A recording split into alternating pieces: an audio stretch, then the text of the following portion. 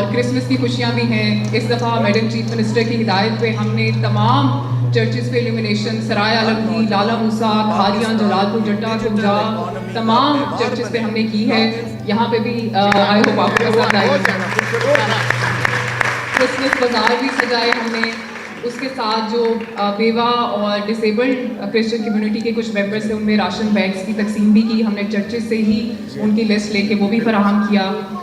Christmas grant madam की तरफ से आई 15,000 फीकस के हिसाब से कल हमने वो चेक्स भी डिस्ट्रीब्यूट किए। तो हम आपकी खुशियों में बिल्कुल बराबर के शरीक हैं। आप बहुत अच्छा आप दिन अपना इंजॉय करें। काफ़ी 4-5 साल से हमारे फवारे बंद थे पार्क्स में, वो भी हमने चालू कराए हैं। तो आप लेडीज़ एंड चिल्ड्रन पार्क और नवाज शरीफ पार्क जरूर जाइएगा।